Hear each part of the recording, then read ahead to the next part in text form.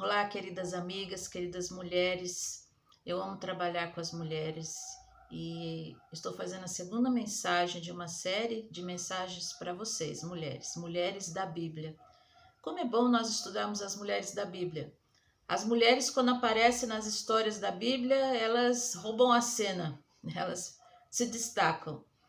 E hoje nós vamos estudar a história de Esther, da rainha Esther, que é um livro que tem o seu nome. A Bíblia só tem dois nomes com nome de mulheres, é Ruth e Esther. Outra vez nós estudamos Ruth, mas vamos estudar Esther. Agora, se você não ouviu a primeira mensagem, que é da profetisa Ana, ouça, que é muito importante. É dedicada mais às mulheres mais velhas, mas é importante para todas. Como essa, que eu dedico às mulheres mais jovens. Porque nós vamos falar de beleza, nós vamos falar dos primeiros anos na vida da mulher. E da onde vem essa história? Ela vem de um tempo dos reis e dos príncipes.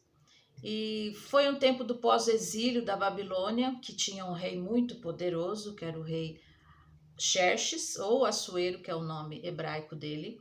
E ele reinava sobre 127 províncias. Ele era muito importante, tinha muito dinheiro e ele queria ostentar tudo isso. Por isso ele fez um grande banquete e disse que o banquete foi de 180 dias, imagina. Mas aí ele separou 7 dias para ter aquelas pessoas mais próximas, os mais importantes, e estavam ali a beber, a comer muito. E teve um momento que ele resolveu que queria mostrar a sua linda rainha, que era Vasti. Vasti estava com as mulheres fazendo a sua festa também. E Vasti negou-se a apresentar. Ela tinha suas razões, mas isso irritou o rei. E não só o rei, como os homens que estavam ali com ele, que acharam isso uma afronta contra todos os homens. Ora, agora as mulheres vão começar a negar pedidos nossos? Não, isso não está certo. O rei tem que tomar uma providência.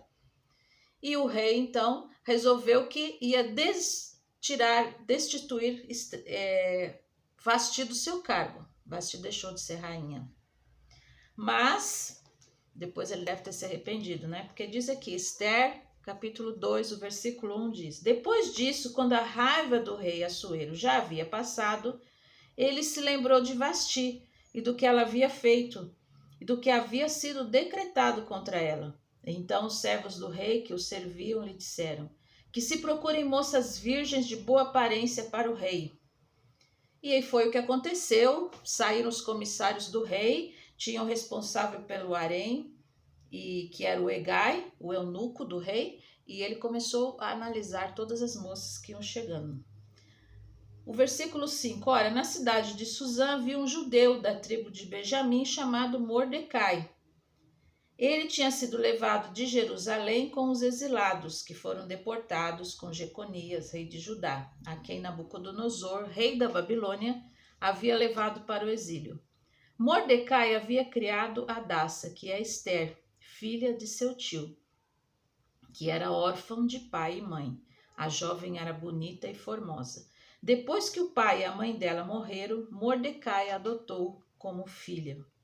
E como ele trabalhava ali no palácio, ele logo apresentou a Agai como uma candidata. E ela era bonita, era formosa, e então ela foi levada junto com as outras jovens para o embelezamento. E olha que era um grande embelezamento. Veja o que diz aqui, versículo 12. Depois de 12 meses de tratamento, seguindo as prescrições para as mulheres, que eram embelezadas 6 meses com óleo de mirra e 6 meses com óleos aromáticos, essências e perfumes em uso entre as mulheres. Chegava a vez de cada moça ser levada ao rei Assuero. Então a moça ia ao encontro do rei e podia levar consigo tudo o que quisesse do harém para o palácio. À tarde ela entrava no palácio e pela manhã voltava para o segundo harém, sob os cuidados de Sagaz, eunuco do rei, guarda das concubinas. A moça não voltava mais ao rei, a menos que o rei a desejasse e que ela fosse chamada pelo nome. Quando chegou a vez de Esther, filha de Abial, tio de Mordecai, que a tinha adotado como filha, ela não pediu nada além do que Hegai, eunuco do rei, guarda das mulheres, lhe havia aconselhado. E Ester alcançou favor de todos os que a contemplavam. Assim Ester foi levada ao rei Assuero, ao palácio real, no 10º mês, que é o mês de Tebete, no 7º ano do seu reinado. O rei amou Ester mais do que todas as mulheres, e ela alcançou diante dele favor e aprovação, mais do que todas as virgens. E o rei pôs a coroa real na cabeça dela e a fez rainha em lugar de Ester. Olha que história linda. Então Ester, que era órfã, foi criada pelo seu tio Mordecai. O seu nome significa estrela, e realmente ela alcançou esse brilho na sua vida. E Hadassa, os dois nomes são bonitos, né? E ela foi aceita pelo rei, o rei colocou a coroa nela e muito bom. Agora, vamos pensar algumas coisas que nós podemos aprender com Ester até agora. Primeiro, Ester, ela foi criada pelo seu tio, mas tinha o seu tio como pai, e ela respeitava o seu tio. Veja aqui no versículo 20, que diz: Ester ainda não havia declarado a sua linhagem e o seu povo. Lembra que ela era da linhagem hebraica, como Mordecai lhe havia ordenado. E Ester continuava a cumprir as ordens de Mordecai, como tinha feito quando este a criava. Ester respeitava o seu tio como se fosse seu pai. Nós vivemos um tempo que respeitar, pedir conselho aos pais, parece que saiu de moda. E realmente, se nós formos olhar para a Bíblia sempre fala da questão da honra ao seu pai e à sua mãe. E as jovens que me ouvem, que são solteiras, devem essa honra aos seus pais. Você, ainda que mora na casa dos seus pais, é claro que você deve satisfação, você deve pedir conselho, sim. E isso não desclassifica você, mas até a protege. Porque quando nós pedimos conselho aos pais, nós sentimos mais confiança de tomar decisões difíceis. E depois, quando há os problemas nas decisões, as dificuldades na vida, nós temos coragem de pedir ajuda, porque nós estávamos a fazer algo que eles estavam sabendo, que não era contrário a eles. Infelizmente, nós vemos muitas jovens fazendo o que querem, falam, você não manda em mim, eu faço o que eu quero. Depois, quando vem as consequências ruins, aí elas vão buscar a ajuda dos pais, e os pais ajudam, às vezes, mas a situação fica bem mais difícil, quando nós poderíamos ter essa humildade. Por isso que eu falo que uma das características da rainha Ester, ela era uma rainha humilde, porque ela já estava numa posição privilegiada, poderia ser uma das mulheres mais importantes dali, se não fosse a mais importante, e assim mesmo ela tinha aquele respeito sobre o seu tio. E você, mulher casada, você deve esse respeito, essa honra ao seu marido. A gente não deve ficar fazendo as coisas tudo por nossa conta e decidindo tudo e depois a gente pergunta e resolve. Se você está a viver com uma outra pessoa, é claro que as decisões devem ser feitas em conjunto. Deve haver um acordo, deve haver essa dependência, que não é de uma maneira nenhuma humilhante. Tem se colocado a mulher numa posição em que ela não deve submissão, porque a submissão é algo passado e humilhante, mas a submissão é apenas uma questão de ordem, de proteção para a mulher, quando ela toma essa posição. Ester, ela tomou essa posição e nós vamos ver ao longo da história como foi útil, como salvou a sua vida e como foi de ajuda para outras pessoas. Algo também que eu quero destacar aqui com a rainha Ester, que ela era uma pessoa que, apesar de estar nessa posição, diz que quando ela foi chamada para levar algumas coisas que ela podia escolher, o que ela levasse diante do rei, ela falou, não, eu vou levar só o que você acha que eu devo levar. Ela não quis se colocar numa situação maior do que aquilo que ela era. E se ela estava ali também com um propósito, com algo que ela devia de fazer. Algumas mulheres têm se destacado na política, algumas mulheres já são juízas, já são empresárias, diretoras de empresa, e é bom, como se diz, o empoderamento da mulher, as mulheres fantásticas.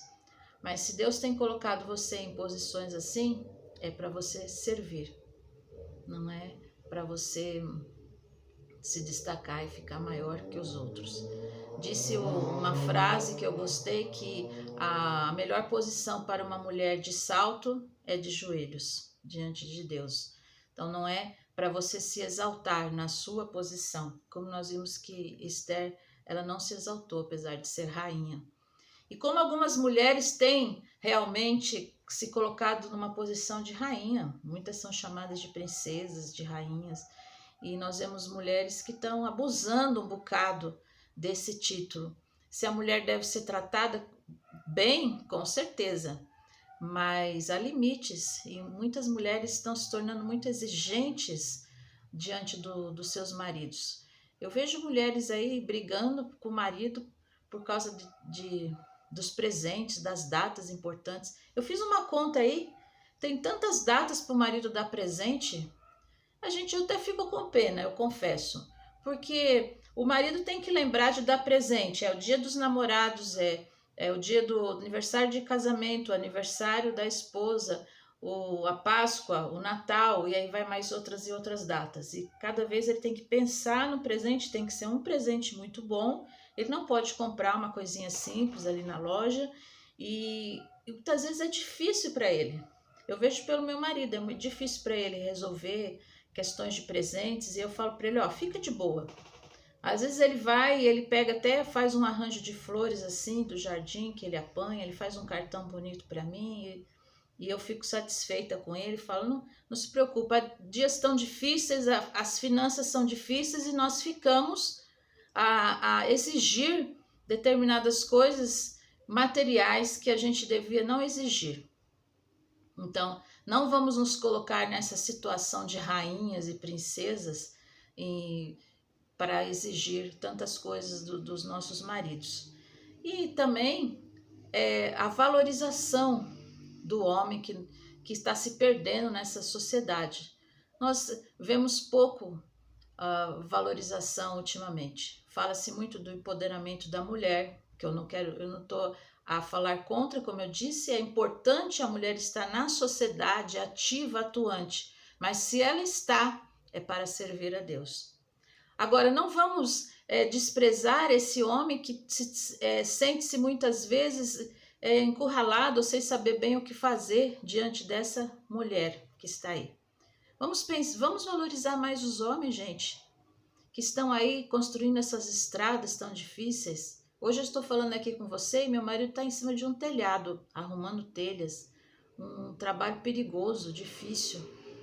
E eu dou graças a Deus pela vida dele, como de tantos homens que estão fazendo trabalhos tão difíceis para que a gente tenha a vida melhor. Graças a Deus por ele, vamos orar mais por eles, vamos valorizá-los mais, ao invés de ficar exigindo tantas coisas e tantas coisas materiais e fazendo tanta pressão sobre eles. Vamos nos alegrar mais com as pequenas coisas que nós recebemos, com um cartãozinho, com as flores do jardim, e deixar de ficar tão exigentes em relação àquilo que recebemos dele. E você que é solteira, pense bem o que você vai valorizar no homem que você quer. Primeiro você tem que ver o seu caráter. Ele pode hoje estar com um emprego muito bom, ganhar muito bem, mas amanhã ele pode perder esse emprego. E aí? Se o caráter dele não for um caráter de Deus, se ele não for um homem de Deus, o que adianta? Então nós precisamos saber o que nós vamos valorizar. E nós somos sim a rainha do lar, somos princesas, mas somos mulheres que servem em primeiro lugar a Deus. E devemos sempre estar prontas a colocar a nossa coroa aos pés de Cristo.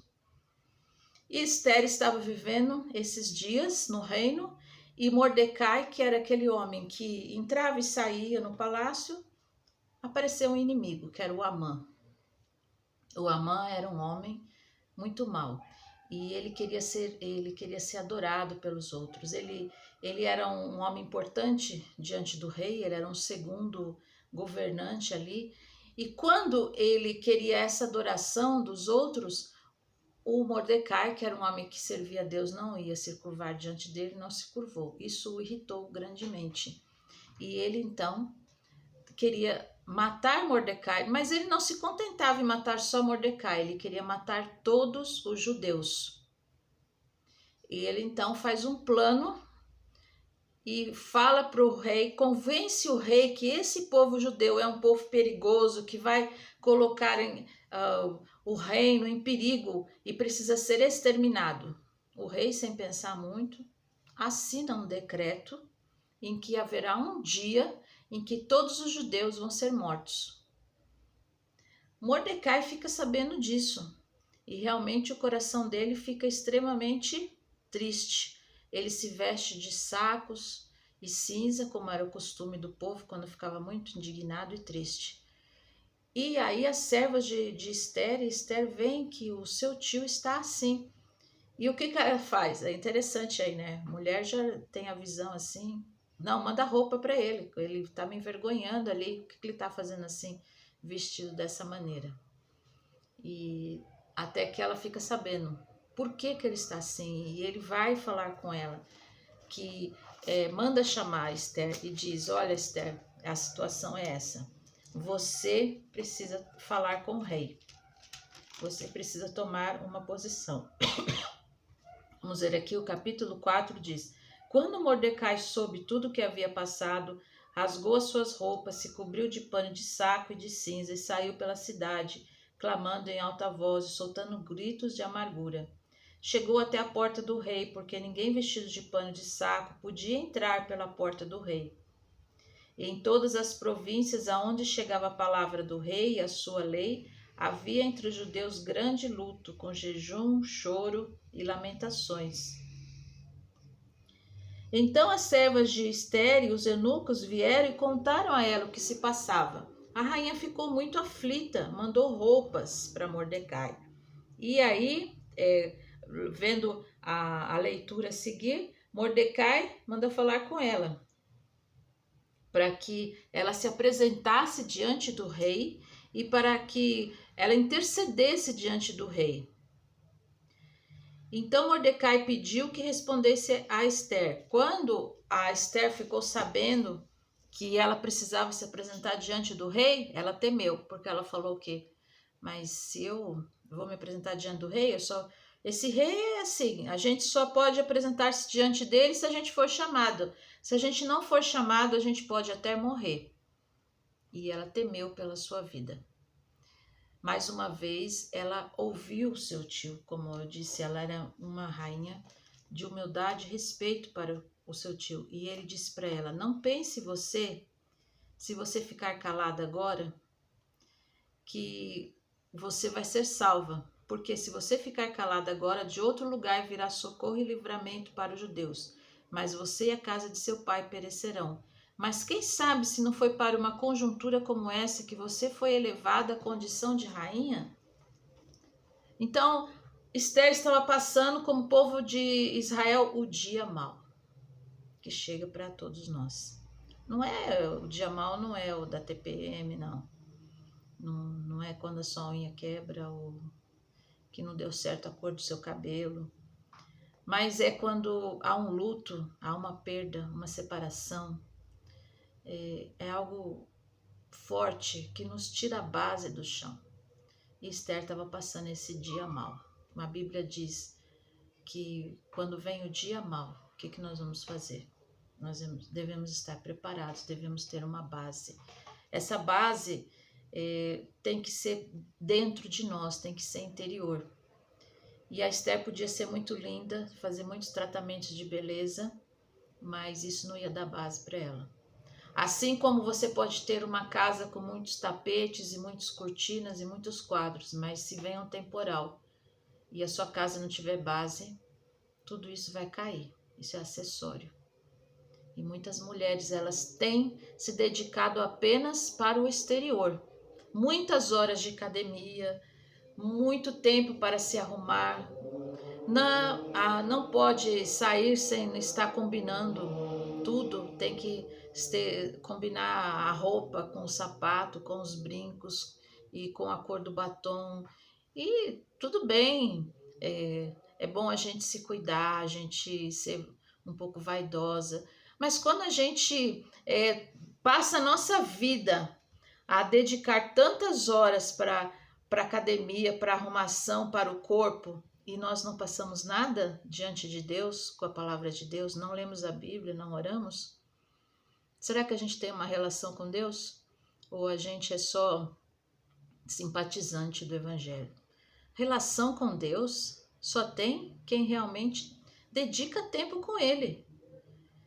Você tem uma relação com Deus, mas nunca fala com Ele, não lê a Bíblia, não faz nada, então você não tem uma relação com Deus. Realmente, você está se enganando. Você precisa tomar cuidado com a sua relação, porque quando vier o dia mau, a casa cai. Muitos casamentos acabam porque as mulheres não estavam preparadas para crise nenhuma. Aconteceu uma crise, estou caindo fora. Eu não tenho força. Aconteceu uma crise, eu caio na cama com depressão, porque eu não tenho estrutura para aguentar e para segurar. Então, a sua estrutura e a sua força tem que ser interior. Você tem que gastar tempo com ela. Isso não se consegue assim, de um dia para o outro, sem fazer nada, sem esforço. Assim como você tem que ter esforço para ir na academia, eu não gosto de ir na academia, mas eu vou porque eu sei que é importante. E é claro que quando você pega aquele hábito, você começa a se acostumar e você vai bem mais fácil. Mas para aquilo tornar um hábito é difícil. Assim também na vida espiritual. Tem alguns hábitos, a disciplina espiritual, ela é difícil. Que é aquela vida de você dedicar um tempo para a oração, um tempo para ler a Bíblia. Não é aquela oração assim de manhã, não, que você acorda, ó Senhor, te entrego esse dia nas tuas mãos, no nome de Jesus, amém. E na hora da refeição, ó Senhor, obrigado por essa comida, amém. E de noite, amém, por causa desse dia. Mas é falar com Deus, é dar um tempo, deixar Ele falar com você. É dar esse tempo para Deus. Ele quer falar com você e Ele quer te ouvir. Esther estava no dia mau e nós vamos ver na sequência que ela obedece ao seu tio Mordecai, mas ela pede ajuda. Ela fala assim, então diga para os judeus fazerem 3 dias de jejum. A importância de você estar se unindo em comunidade com a sua igreja, com o seu pequeno grupo, para pedir ajuda no dia mau. E não se isolar e ficar ali sozinho e falar, pois ninguém me ajudou, passando... Então, peça. Esther pediu essa ajuda e ela própria também fez. Ela não falou, vocês façam aí porque eu vou continuar com a minha vida, sabe que aqui os banquetes são muito bons, né? O negócio de fazer jejum é com vocês aí, tá? Eu continuo aqui. Não, ela fez juntamente com as suas servas, ela fez aquela preparação. Ela não foi lá falar com o rei na hora da ira, da raiva, mas ela se preparou. Mulher, prepare-se para conversar assuntos difíceis. Não vá falando no momento da ira, da raiva, mas espere o momento certo, com a preparação de jejum, de oração, para estar então fazendo aquilo com a direção de Deus. Ela fez isso e nós vemos que a Esther foi tão sábia. Eu chamo a Esther, a rainha, humilde e sábia. Por que sábia? Porque ela buscou essa sabedoria. Ela pediu ajuda do povo e das suas servas para jejuarem com ela e ela pensou numa estratégia para falar com o rei. Ela não chegou lá falando já tudo. É tão interessante você ler esse livro. Eu não vou ler aqui para vocês, mas vocês vão ler e vocês vão ver que ela preparou um banquete primeiro, chamando o Amã, que era esse inimigo, tal, sem falar ainda o que ela queria. Deixando mais suspense ainda. O Amã pensou, bom, vai sobrar para mim do bom. Ele achava que tudo ia acontecer com ele, que ele ia ser mais exaltado ainda. E o rei também ficou curioso. E aí no segundo banquete, na segunda noite, é que Esther revela quem era Amã, que ele era o inimigo do povo que estava querendo destruir todas as pessoas por uma vaidade dele. E o rei, penalizado, aceita o conselho de Esther. Ele não pode tirar aquela lei que o povo seja morto, mas ele podia então fazer uma outra lei, que era que o povo podia se proteger. E assim foi, o povo agora já podia se proteger, podia ter armas, estava esperando qual era o dia do ataque, que fazia toda a diferença. E assim o povo foi poupado e continuou o povo de Israel. E nós vimos então que Deus usou esta mulher para aquele tempo difícil, para que o povo continuasse, porque ela deixou-se ser usada. Você só pode ser usada se você se colocar nas mãos do Senhor e deixar-se ser usada. Você que tem uma profissão, você que está numa escola, você que está numa empresa, Deus quer usar a sua vida. Você não está ali só para trabalhar naquela área. Você está ali para abençoar, para falar palavras boas com as pessoas no momento certo. Mas para isso você tem que ter uma base espiritual. Você tem que ter o tempo com Deus. Seja uma rainha como Esther, mas seja uma rainha humilde e sábia. Vamos orar? Senhor, nós queremos te agradecer por esta palavra, por tanto ensino maravilhoso que a Esther nos traz. Ó Senhor, como nós precisamos de ti para colocar em prática esses ensinos. Dá-nos, Senhor, um coração humilde, um coração perdoador. Ajuda-nos a ser bênção aonde estamos, aonde o Senhor tem nos colocado. Eu oro no nome de Jesus. Amém.